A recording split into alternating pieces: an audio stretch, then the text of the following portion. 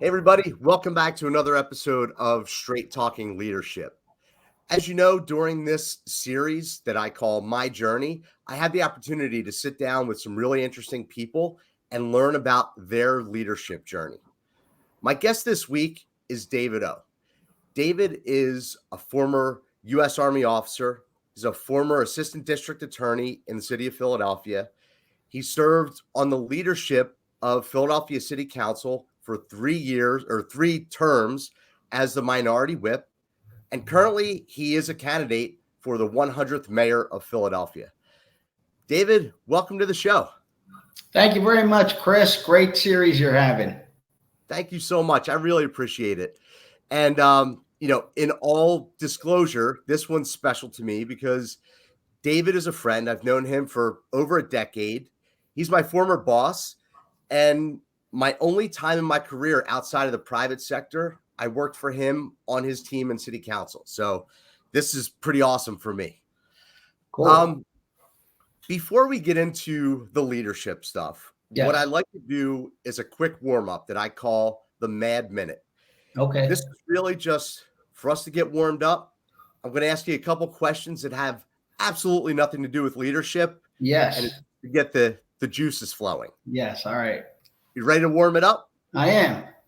All right. So question number one, if you had the opportunity to go back to any period in time and have a conversation for 15 minutes with anybody, who would it be? Wow. Listen, I have to give two answers. First, I would love to go back and talk to, if I could find him, Jesus Christ, right? So, but if you took a non-religious person, I would have to say Abraham Lincoln. Okay. I'm not surprised by the first answer. Knowing that you're a man of faith, knowing that your father started the first Korean church in Philadelphia, not surprised at all. Right. Second question. If you could have any superpower that you could turn off and on at any given moment, what would it be? Well, that's a toughie. I mean, I never thought about superpowers. I mean, without giving it too much thought, who wouldn't want to fly? Yeah. That would make your travel pretty efficient. Yeah. Get from one place to another in no time. Awesome. Thank you for playing along with the Mad Minute and getting us warmed up. All right. So, David, tell us about your first experience in leading people, and what was that experience like for you? The first time I actually, like, the light bulb turned on, and I said, wow, I didn't really realize that I had some ability to influence people, was when I was in college. And I was in a fraternity, and I wouldn't call myself the leadership type person, but I would say a few things and it seemed to resonate well with people. And that's the first time I realized that, like, in speaking to people or a group of people, that I was able to put things within like a certain context or mindset that seemed to be agreeable to people and somewhat motivate them. So it was a positive experience for you. It was. I mean, so the backdrop of that is that probably what I'm saying is I had like zero leadership abilities or was not really considered a leader type. And therefore that kind of like, oh, wow, look at that. That was interesting. And probably like your first set of like discoveries about something are the most impressionable. I totally agree with that.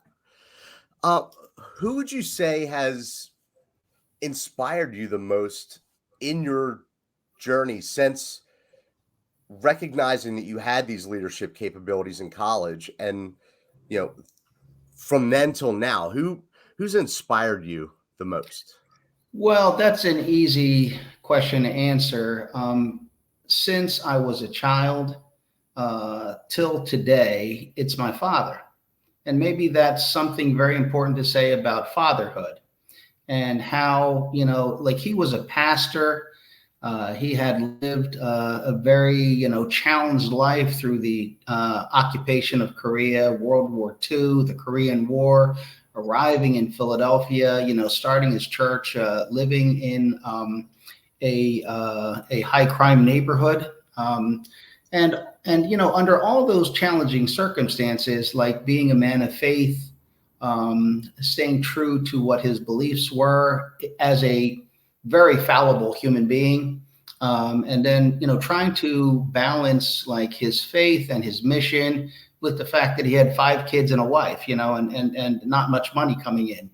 And so like looking at the reality of it, as opposed to like a very fanciful or easy life, is something that I saw up close and personal without filter. And so I think that's really the thing. You get to see the reality of someone, and you see, like, and believe me, I was very critical, as most teenagers are, right? And you become a young professional, and you've got things to say and do. But, kind of like putting it all together, I was impressed, I was inspired, and ultimately I was deeply influenced by my father. I think that's something that's very important, is how we as fathers show up to our kids. All 3 of my boys are teenagers now, Right.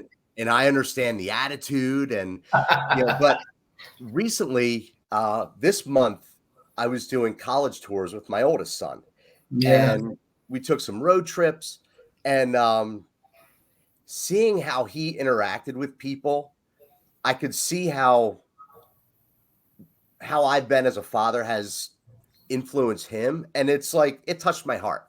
But I Yes. think that's so important for us to show up as dads that way. Right. Um, let's talk about over the past 10 years. You were on city council for 11 years, so almost 3 full terms. But what has changed the most about the way you approach leadership over the past 10 years? When I first got elected, I believed that I could do more as an individual working within a group of people. Even though we have diverse backgrounds and we're from different parties, it's really about serving the public. And I thought that, working together, in the sense of, if someone asked me to hold a bill, I would think to myself, well, why don't I hold it and maybe gain their support later? Withdraw a bill, rework it, reintroduce it. If there were things I weren't quite clear on, give them the benefit of the doubt. That type of thing I think is very normal when you first get elected. And I also thought this is how things are always going to be. Without really considering it, I just thought this is how it always was. Like when I arrived in council, that's how it was, that's how it is, and that's how it's going to be. Mm-hmm. But in my second term, it was different, right? You get a new cast of characters. Some people leave, things change. And then in my third term, it was quite different, very different. And eventually I found that when I was compromising, like the introduction of bills, they did not come back. It was more like, let's not vote on it today and evermore. So the fact that I gotten to a point where you could vote on it and then withdrew it, held it, whatever I did was a lost opportunity. And, people would say to me, well, why don't you tell us about the bill first? And what I learned over my time in council is when I start telling you about my bill, you're figuring out ways to defeat it. Mm-hmm. So, I'm sorry to say this is my experience. Yeah. So after that, I just began to introduce the bills. I really relied on my own work, and fortunately I'm an attorney. So, I was very comfortable looking at the legality of things on my own without relying on other opinions. I like to get other opinions, but if they are contradictory to my understanding of the law, which again, we're dealing with politics. So who's advising me? They're not really advising me in my best interest or what I'm trying to do for the public. They have someone that they serve, and that is the mayor. They serve the mayor first, and maybe after that it's the council president. So I'm not really at the top of that totem pole. Right. And so by the end of my time, I was just very clear about what I was going to do. And I was very clear that where the support for my bills came from was not actually really from the other elected officials, because mostly they were opposed to my bills. It was from the people. And by marshaling the people and getting their support and communicating with them and starting with a group that was very committed to what reforms I was trying to make, that was the way to push these laws forward. And so from a leadership standpoint, would you say that the evolution was not being just fully like open with everybody, like not telegraphing your moves, but being a little closer to the vest and getting all your ducks in a row before executing or bringing people on board? Yeah, so that's an interesting question. I would love to give you a different answer, but the answer I have to give you, because it's the honest answer, is that there came a point where I understood that people were going to oppose my bills, not because they opposed the ideas, but they did not want to give credit, for example, to me because I was a Republican. Or they liked the idea, but they really wanted to defeat the bill so that somebody else could introduce the bill. Or that they liked the bill, but there was some level of opposition that was tied into a network of political people that didn't want to see it passed, and they kind of put it on the scale and they weighed it and came out, well, we're not going to support this bill. So what I did was I did not try to hide it from them, and I didn't try to try to really give them the opportunity to defeat my bills. It just became much more honest. Like, I am very clear, this is what I'm going to do. I'm very clear, this is a change that needs to be done. I have looked at it and tried to work it the best I can. I'm going to introduce the bill. It will be subject to change. Yes, by the time we actually, if I can get out of committee, if I can get it onto the floor, there will be some efforts to compromise it if it looks like it is about to pass.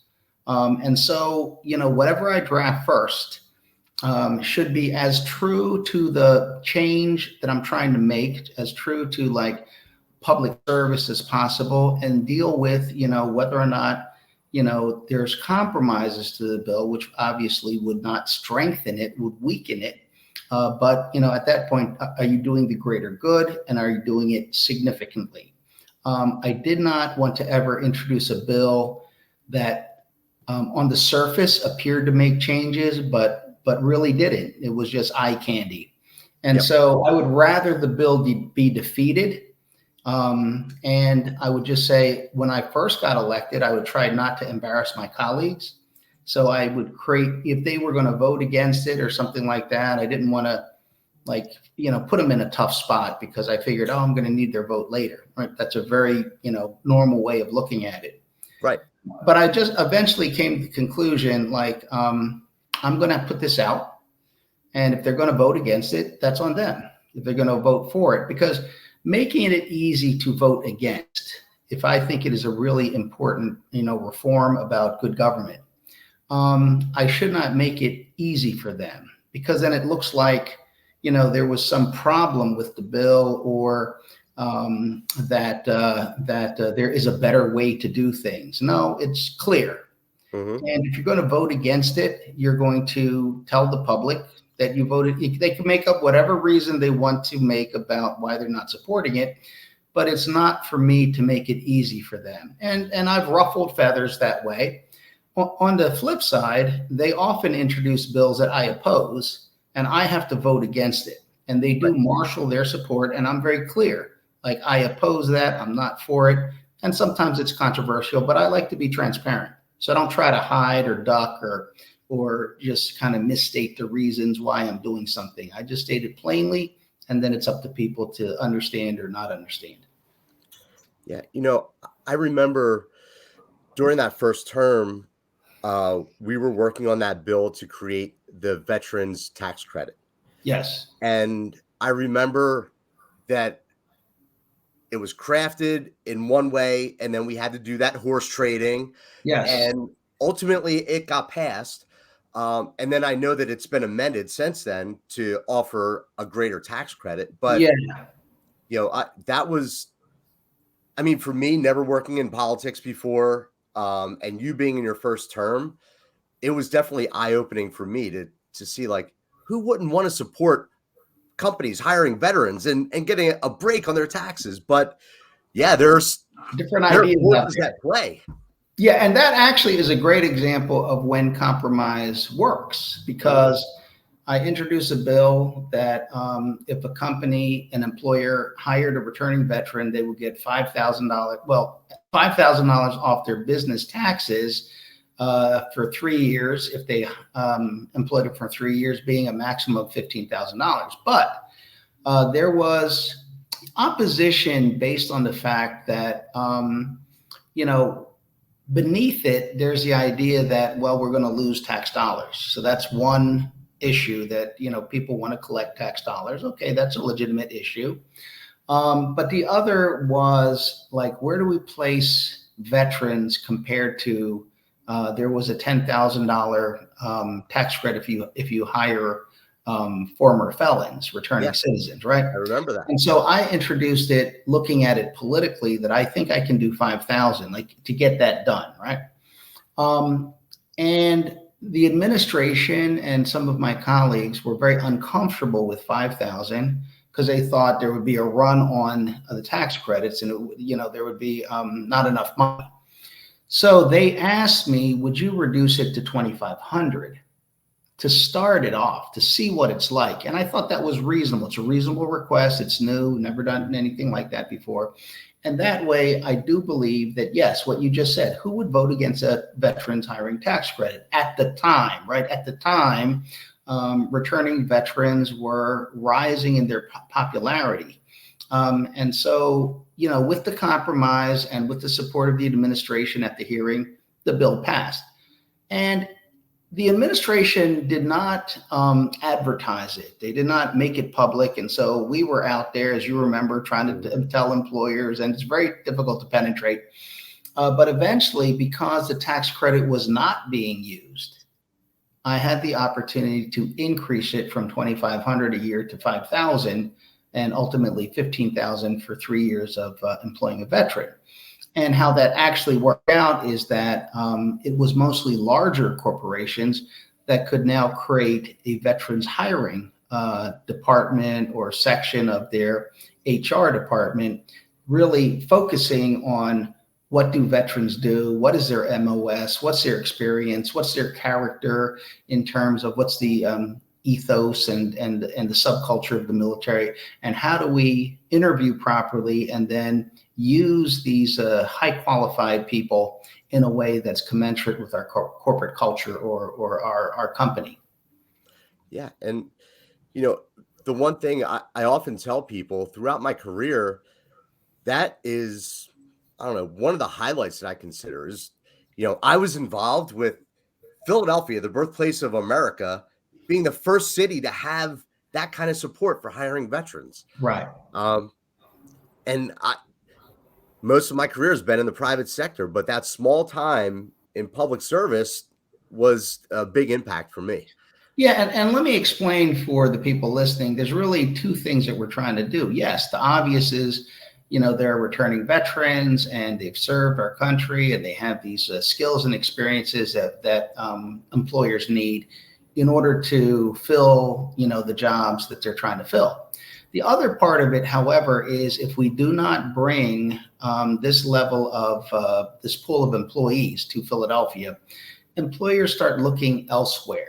And so we're a university city. We have plenty of people graduating with, degrees and higher degrees and all that. But in order to retain the jobs on the lower end of things, and in order to maintain entry level jobs and to expand them, we have to keep the company here and it has to grow. And therefore, the veterans hiring tax credit was also a way of fulfilling the needs of our employers, so they did not leave our city and then we'd lose all these jobs for people who did not serve in the military. Yep. Yeah. I mean, I know that you've been very consistent for as long as I've known you about economic growth of the city Yes, and how Philadelphia should be positioned as a globally viewed city.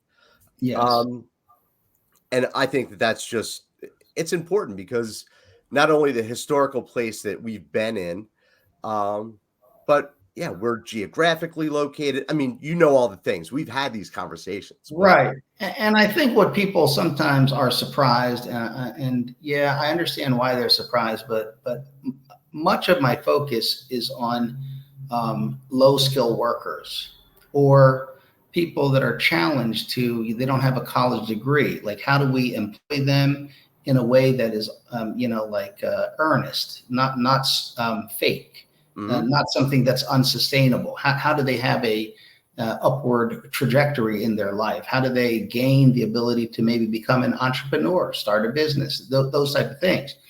And so, a lot of what we do in terms of growing the economy, yes, we have people with higher degrees, and we have people with vocational and career training and experiences and things like that. But our problem as a city is to find a way for people who don't have much education, who have made mistakes in their life, to have the best opportunity to succeed and to see their families succeed. And so it's not like an either or. It's how do you do both? And in order to do that, you have to be very attuned to what is happening in the global economy, into international commerce. Like, is manufacturing on its way to Eastern Europe, or is it coming back to the United States? Is it on its way to the East Coast or the West Coast? Like, exactly what's happening? Where does the investment come from? Where are we not competitive? Not just here in our region, not just here in the United States, but where are we competing somewhere around the world where everyone is ending up? What portion of the supply chain, the manufacturing chain, like where are we? Where do we fit in? How about the creative arts economy? Like, what are we really good at that we have not really as a government supported? And what does it mean for our city and for not just the people putting food on the table and having a better sense of themselves and their future? How do we turn that into better education, better preparation, and ultimately a better quality of life? You know, I I've always admired the holistic view that you take because you've always been involved with the creative and innovative economy, the entrepreneurship space in the city, like all Innovators. yeah, everything, Yeah. And so I guess one of my questions from a leadership standpoint is given that view that you have, and I think that it's just part of you, what is your leadership philosophy? So I have to, be very transparent about it. My leadership philosophy, if you can call it that, is really very faith-based. That's just really what it is. And I say that because if you're not a faith-based person, I think, there's something that you can gain from it. Maybe this is not like really for you as a leader. Maybe you need to hear from somebody else. But I think there's important points. So the first is, what is my purpose in life? And given an opportunity, what am I supposed to be doing? Like, what do I do? And I think what happens is I'm not trying to be a leader. I'm trying to be a servant. And in order to be a servant, to serve others, you have to want to see other people succeed. And you lay down what you can, in the position that you hold. So I just happened to hold, in this case, at the time, a elected position as a legislator. So I can introduce bills, I can introduce resolutions, I can do initiatives, and I can try to push things forward, sometimes only as a cheerleader. Sometimes I don't have the funds and I don't have the support and I can't get a bill passed, but I can raise the issue,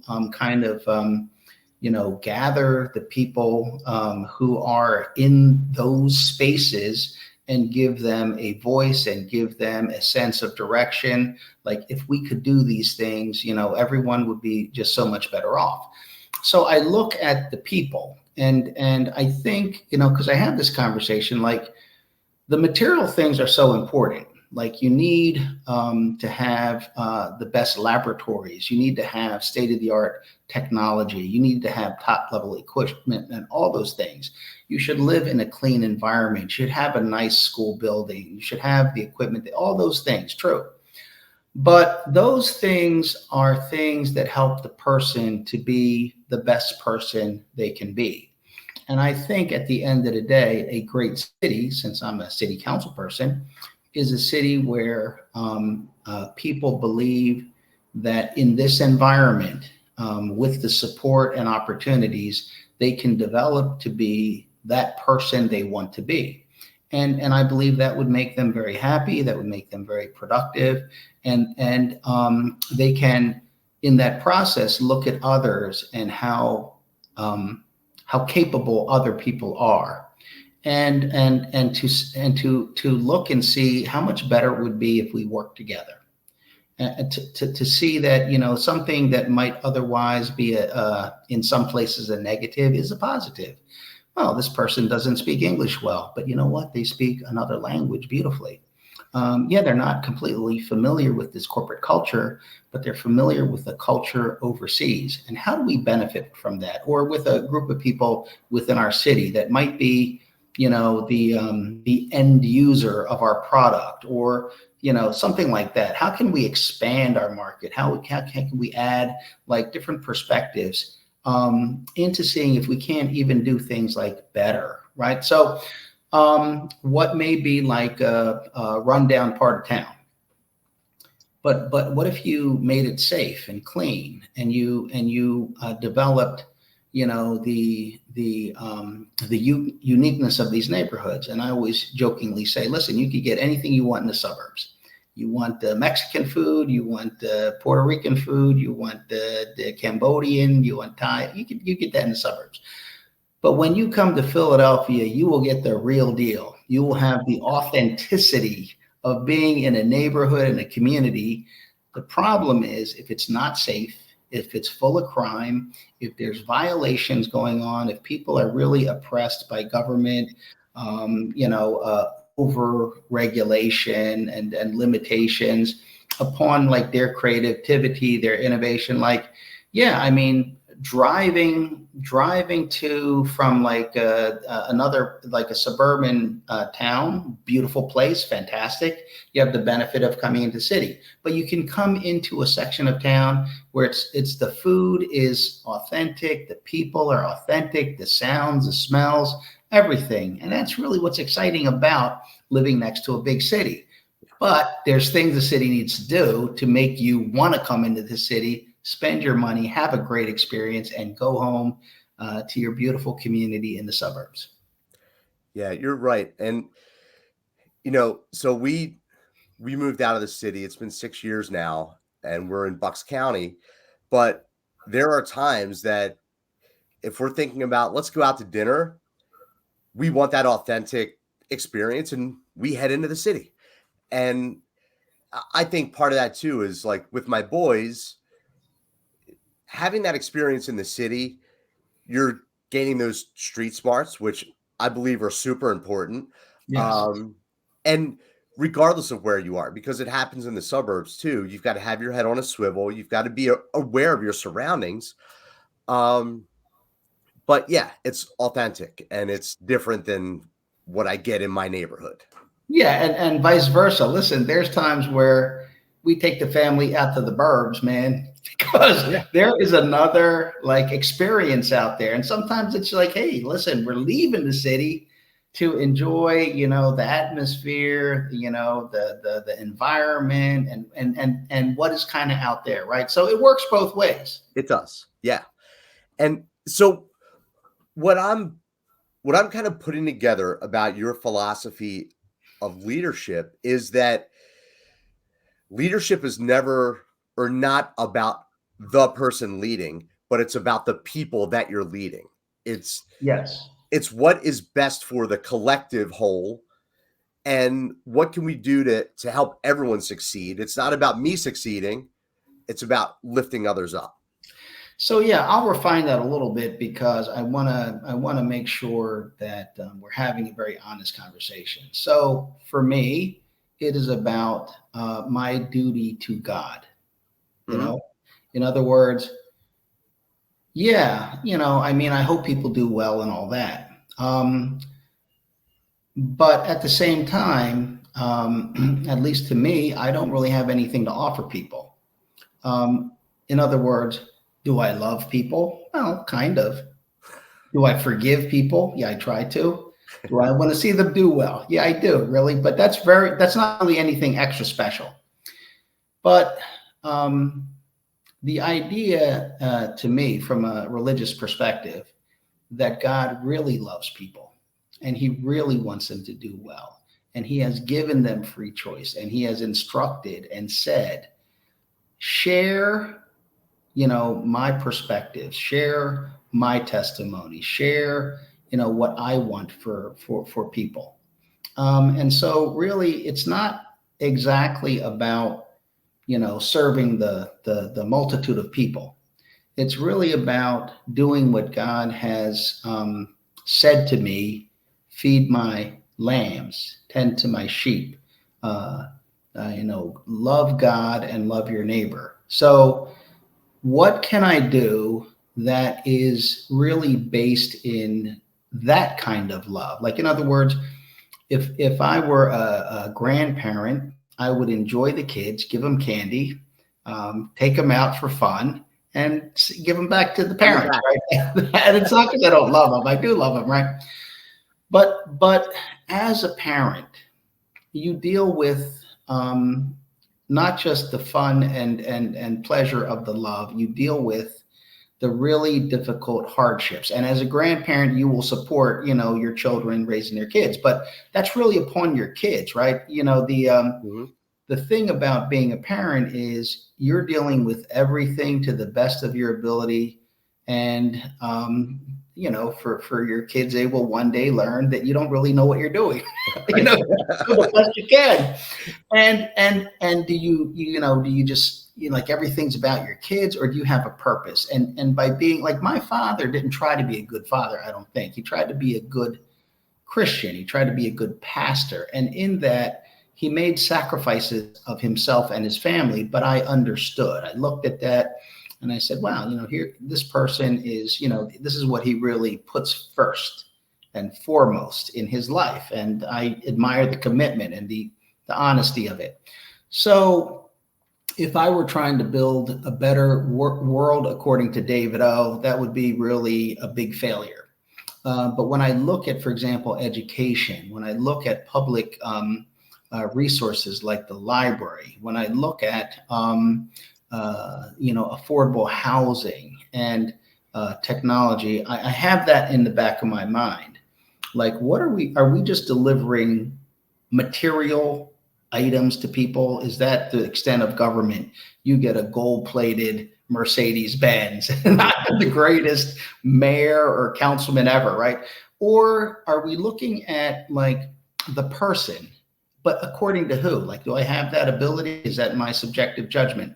So whether people are or are not religious or agree or disagree with what I'm saying, I'm just being completely honest. And I'm not saying I'm very good at it, right? But it is what I have on my mind, that whether a person is Christian, Muslim, Jewish, atheist, Hindu, it doesn't matter to me. It is not about, like me making their free will choices. It's about what I try to do within the elective position to deliver the best environment for people to be the best that they want to be, whatever their choices are. But I have to put that within the context. There has to be some framework. Sure. And that's what I really try to look at. Okay. Follow-on question to that. Has your faith always influenced the way that you've led people? And has that changed or increased as you've gotten older?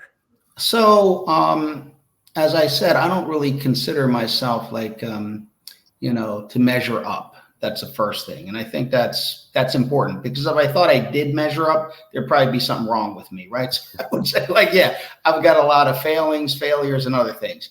And I think it's interesting because, the typical idea is you're so confident in your abilities, you're so accomplished that you step up for leadership. But really, I think, at least in my case, it is really kind of lacking the confidence and the accomplishment, but rather having the desire to step in when there's a vacuum. When there's a vacuum and there's an opportunity, you step in as your duty, and you step in to try to bring people to a better place, like with their agreement, with their support. And of course, some people will oppose it, but it is kind of like that perspective. I think, at least in my case, I kind of forgot your question. So what was it again? How much has your faith influenced your leadership? It was definitely part of your philosophy, Yeah. but has it always been? So, no and yes. Like it was always somewhat there, right? But I would say earlier on, it was more like me trying to be a leader and also being like a Christian. And a lot of it I felt was really like my effort. And a lot of what I tried to do was to try to muscle things through. And I think that has changed over a period of time, where I'm much more at ease and much more comfortable taking on really difficult challenges. And I've taken them on in the past, but with a lot of stress, and it was such a grind. Now I take them on with a lot of ease. And that's been noticeably different.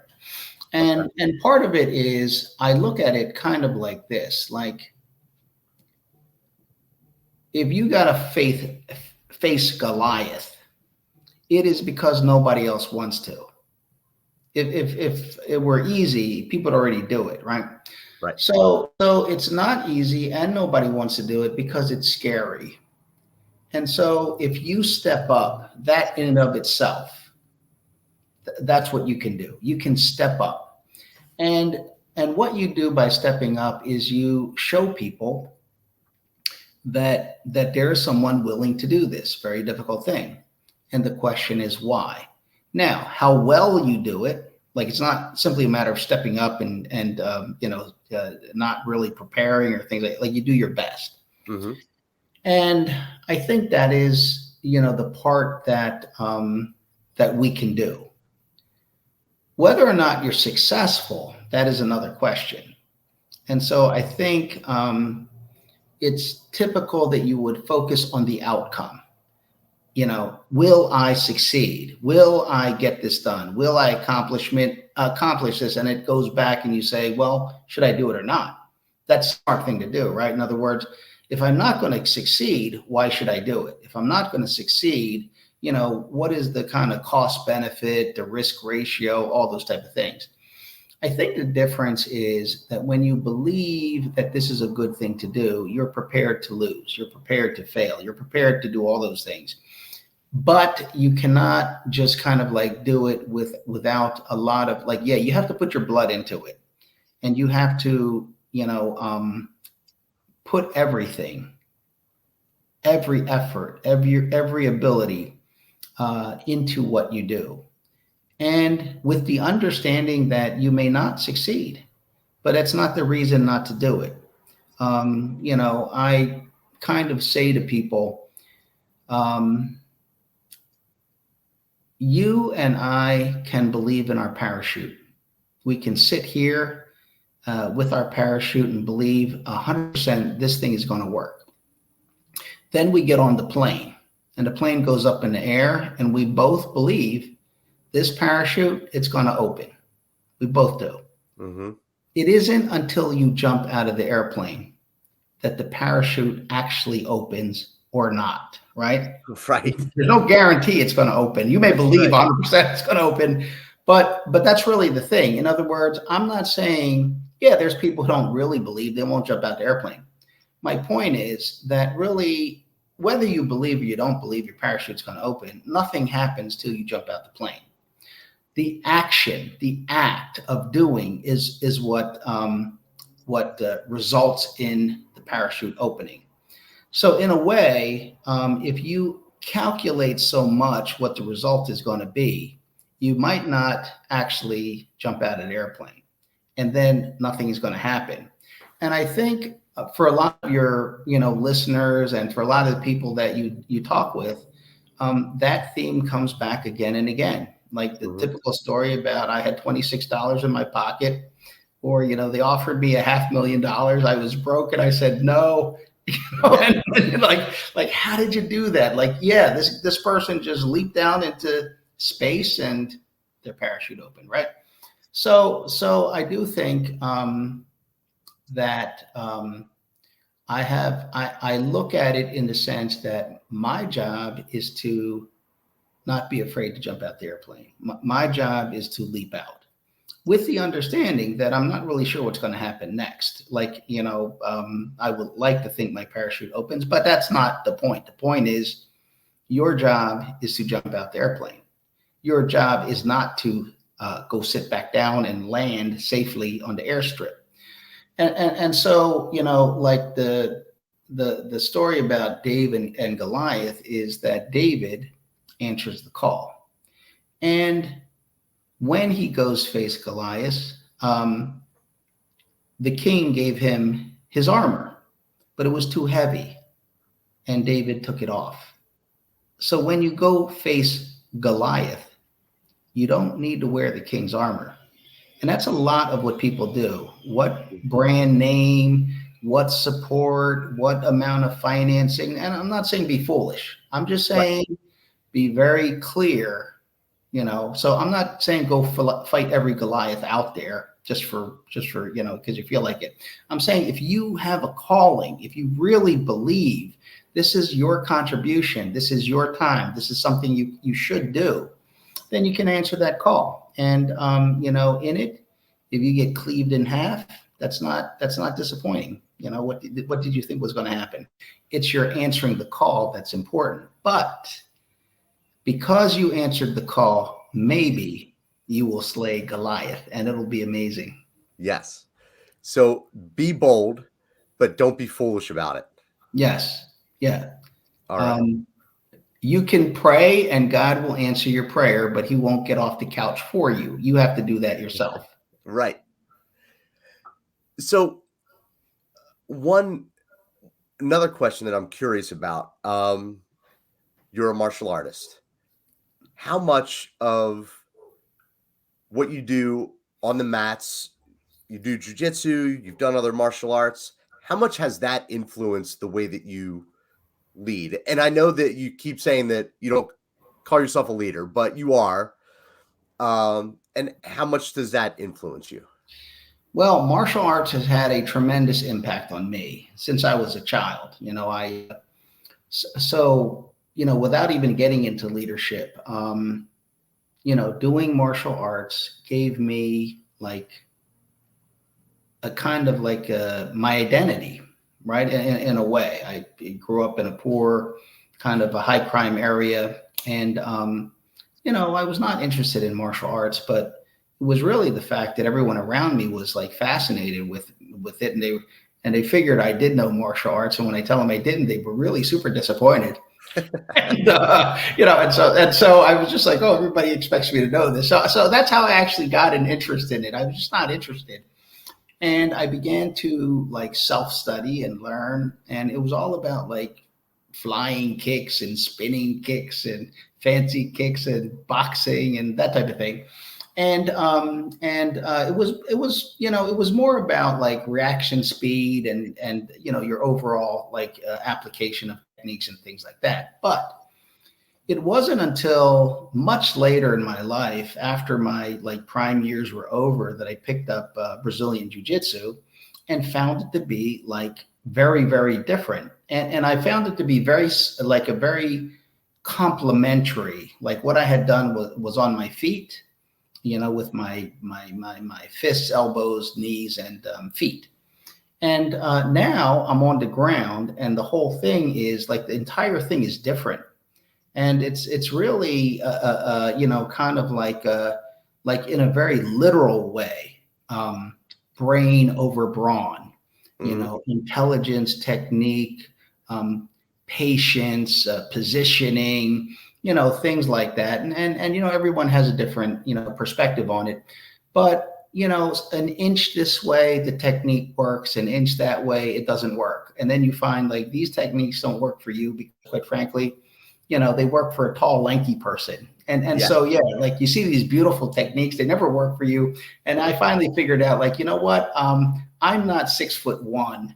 I'm 5'6", and so I start looking at people who are like 5'6" and they're stocky and they got short legs, and I see what they do. I'm like, oh, and so that starts working for me better.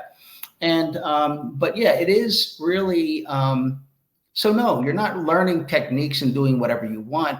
You're finding the techniques that suit you, that suit your flexibility, your age, your strength and weaknesses. You find that some people have like amazing hip strength. Some people have like this amazing shoulder flexibility. Like everybody's got something a little different, and that's why it works for different people. So to me, like the martial arts, which, by the way, since I did go to officer candidate school, the infantry officers basic course and things like that, we do study military strategy, Sun Tzu, the art of war, and all that type of thing. And so, it is all the same thing.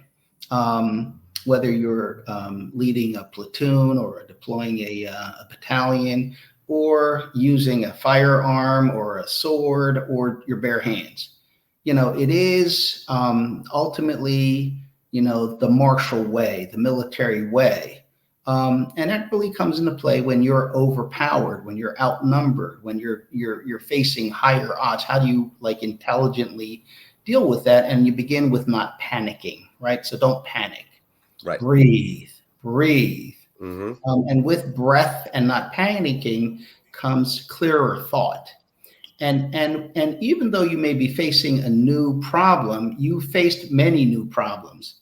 And you found that right in front of your face was an obvious answer that until your instructor pointed it out, you're like, oh, I never would have thought of that, right? And so what you've learned through years of martial arts is there is an answer. It is based on some principle. Let me keep myself protected.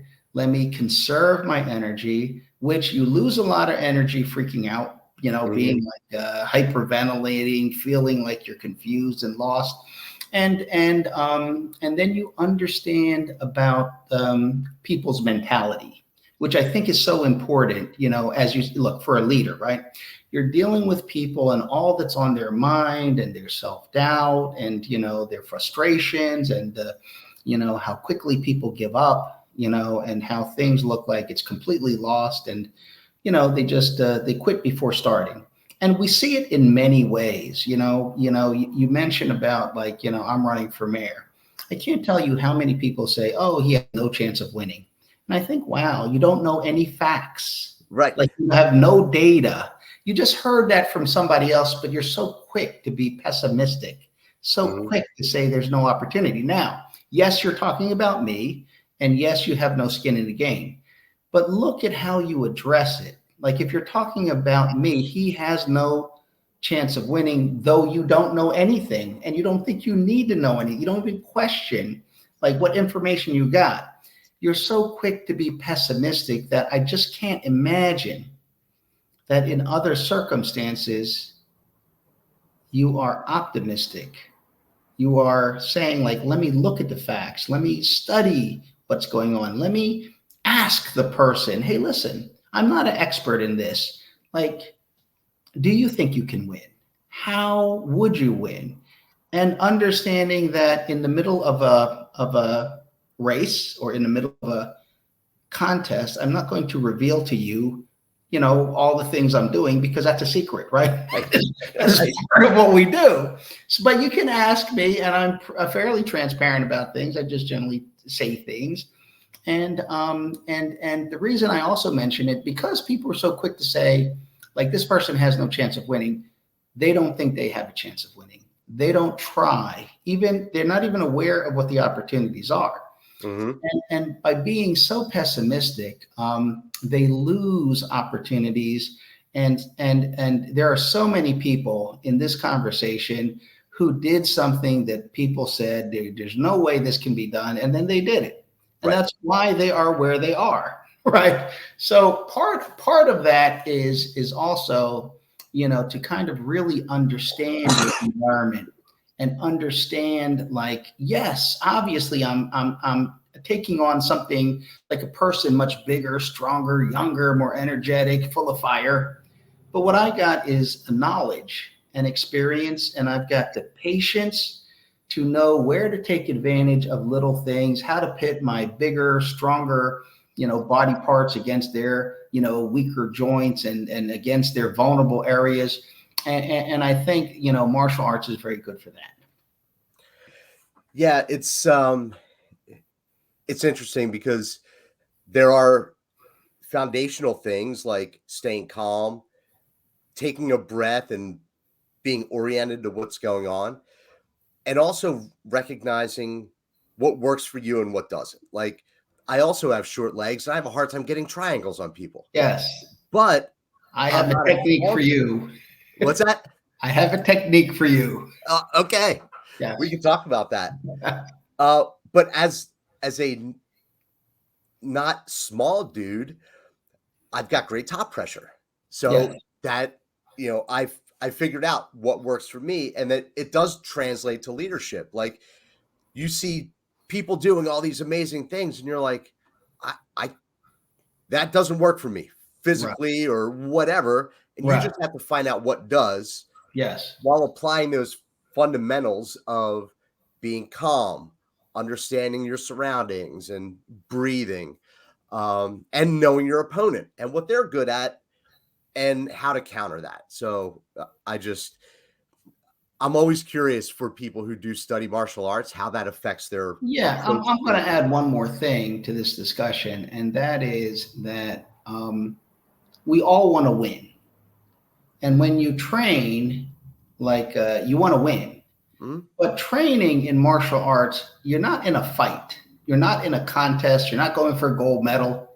You are training. And you need to train your weaknesses, and you need to train what you're not good at, and you have to analyze it and think about it. And so, like for me with short legs, like I've tried to do triangles and they don't work for me. Like every blue moon they do, and I keep applying them. I follow the instructions. I talk to my instructors, and my instructors don't have that problem, and they're great instructors, and they're telling me things, and it just doesn't work for me. But they're also giving the principle. They're saying the space that you have is enough to do the triangle, and yet it never is, right? I need more flexibility. I need to do this.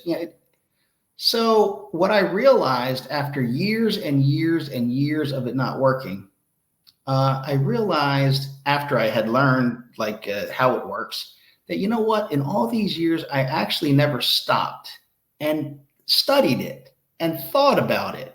Like I just tried to do it. Like I just pressed on. I grinded it out. I used different variations. And so I think the thing about like martial arts is letting go of the ego, that every training session we came out on top. Every training session we got a submission. And just to say, listen, I'm gonna go light today. Today I'm working on triangles. Today I'm going to do that. Yeah, I got submitted. It's no big deal. The other person's thumping their chest. They feeling really good. No problem. No problem with that. So as a martial artist, understanding that you're not always supposed to win, whether it's in business or politics, even in a political race, it's not always like every time you do something, you're going to win. And that sometimes, the things that don't work out are the very best things that can happen to you. And not to be like upset. Oh, I failed. I lost. Just saying like, listen, how does that fit in to achieving my overall goal? Like, how does that work for me? And I will also share that there's always a temptation to cut a deal because it's smart, right? Cut the deal. And you should compromise and you should cut deals and you should build alliances. But you have to be careful about which ones you're cutting, because sometimes the deal that you cut is the reason that you fail. Like it looks like it's all good, but it isn't. And I'll take a couple minutes to share a story that I think of whenever I'm in these circumstances. And I'll just make up the background. So the 1 million man Ethiopian army was marching against Israel, and I'm just making this up, right? And the king and all the people were like in despair. 1 million man army coming against us, and they didn't know what to do. And so someone said, "Why don't we go to our enemy in the north and see if they will join us in this battle, because they're as much at stake as we are." And so the messenger of the king goes up north and comes back, and good news. Our enemy is going to join us in battle against the 1 million man army. And so the king is relieved, and all of Israel with him. But that night, God comes to him in a dream and says, "I was going to give you the victory. But you cut a deal with my enemy, not your enemy, my enemy, because you didn't have faith and you didn't have belief. And therefore you shall win the battle, but your children will not inherit the throne." And I just think to myself, listen, there are times where you want to compromise. There are times when you want to cut deals. It's a smart thing to do. But there are times where the very fact that you're willing to basically make a deal with the devil is the reason why your answering the call has been completely negated. Like it's not the reason that you were called to do this. So if I'm going to be a reformer, I'm not going to cut these deals and compromise whatever reforms I'm doing. Oh, well, you can't win. Then I shall not win, right? Or I will win. And I will, in winning, show people that, it's the Wizard of Oz. These people don't have that kind of power. You just think they do. You have empowered them like the rooster crows and the sun comes up. You have fallen into their deception, right? And in order to do that, you have to really know your subject matter. Like many candidates are simply candidates, right? The political powers or some person has put them into a position to receive all the help from experts, the money and all that stuff. But do they actually know the campaign? Because they never had to do it from scratch. Right. And so I've been very fortunate to have done it from the bottom up, and I'm able to understand the numbers and the trends, and I look at it. And some people, politics is all about deception. They tell you misinformation, incorrect things. I hear things from quote experts, and I kind of know, like, I don't believe this and I believe that. And I can make my own decisions. And if I were going to get accurate advice from consultants, I would have to reveal to them every aspect of my campaign, which is where you become vulnerable. Because every aspect of my campaign I understand, I retain that. I don't reveal everything about my campaign. Therefore, it's very hard for people to trip me up, right? I use the information that they provide to me in the way that I need. They're not aware of all the other things and the timing of it. And so I think, that is also something that gives you like a calmness. It gives you like a sense of like when things are going to happen. And it also gives you the sense that, like things are not necessarily supposed to work out all the time. They're not going to work out all the time. And Right. just to tie it into like back to jujitsu, the saying is, let me see what he gives me. Like Yeah. I'm not forcing him to give me an arm bar or a knee bar or whatever. Whatever he does, I'm going to respond and flow with this person. So when they come at me, that's not a bad thing. I just see what's coming at me, and what position I'm in will determine how I respond, right? So I'm really flowing with the response, and Mm-hmm. that very comfortable mentality. So I think martial arts is fantastic, but it supplements or complements other perspectives in your life, and it kind of repeats the message in ways that you can then apply it in what you're doing to achieve for the people you represent or that you're in charge of, the goals that are best for everyone. I completely agree with that. And I think that that is an excellent lesson for us to wrap it up with today. David, thank you so much for coming on. Where can people follow you? Where can people see what you're talking about on social media and things like that? Yeah, so on Twitter, Facebook, Instagram, and I believe TikTok, I am David O'Philly, Davidoh. Don't forget the H, Ohphilly. And my website is davido.com, Davidoh.